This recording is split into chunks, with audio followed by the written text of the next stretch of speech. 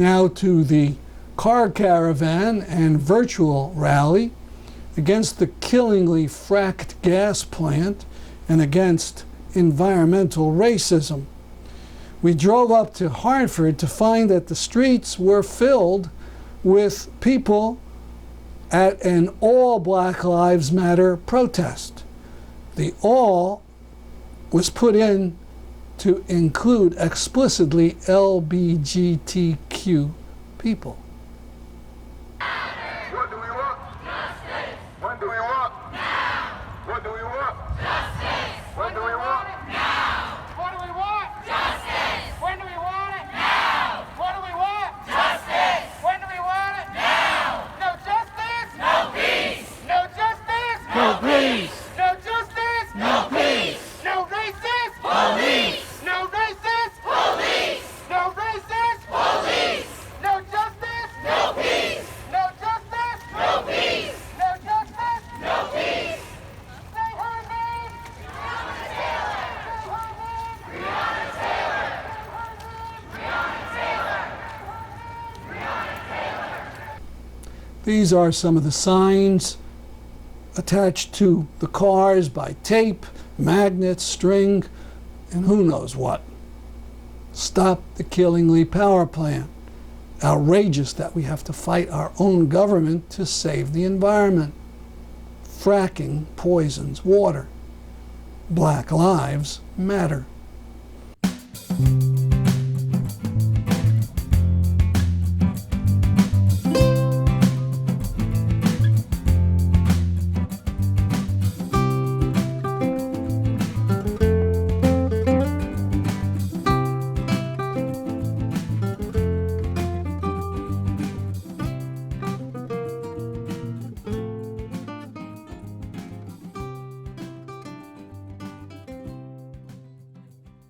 This banner was tied between a sign and a tree opposite Deep.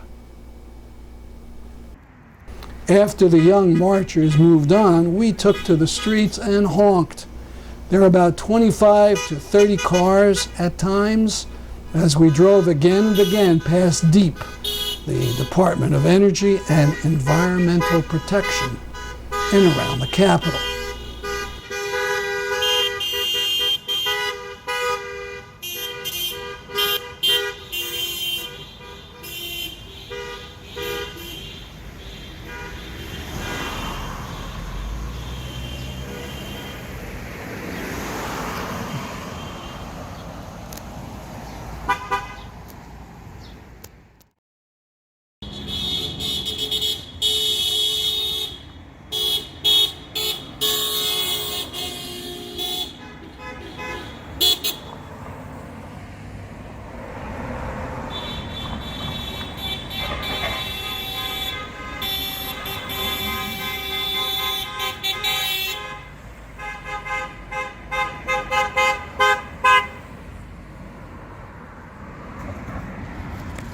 Unfortunately, the buildings were generally empty because of the virus.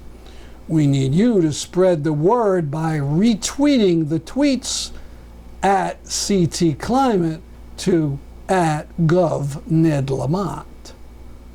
After circling the Deep building for 45 minutes, we went on to the governor's mansion on the border of Hartford and West Hartford. The governor is actually there in residence. A couple people from Unidad Latinas en Acción took an anti-fracking banner and attached it to the governor's gates for a few minutes.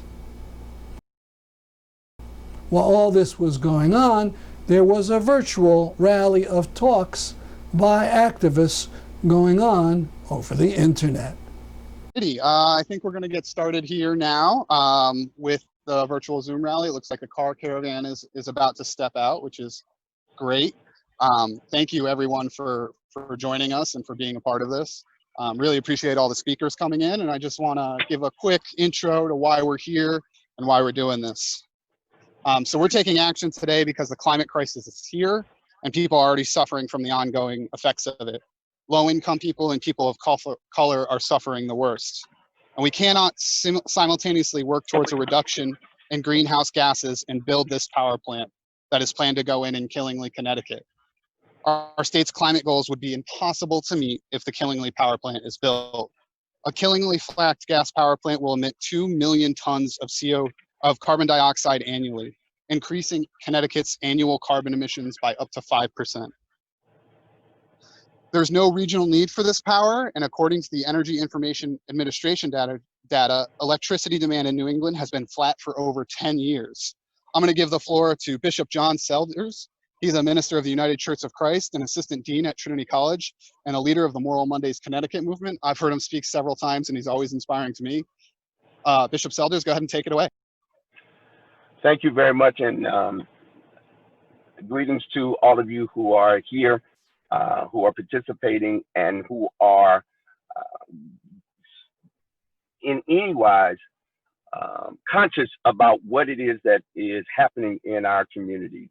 As an African American who lived in Hartford, it was appalling as I moved here 20 years ago to see and to then get to know in very short order what we now call Mount Trashmore was about. That is that near mountain that's right next to the Connecticut River, just north of downtown Hartford, and to know that for years and years it was the site of the trash dump and the trash heap for the region, and to know then coupled with that the highest rates of asthma of any state our size in the country happens right here in Hartford. So it is clear to me that we have a problem, an environmental problem. This incinerator is a problem, and that it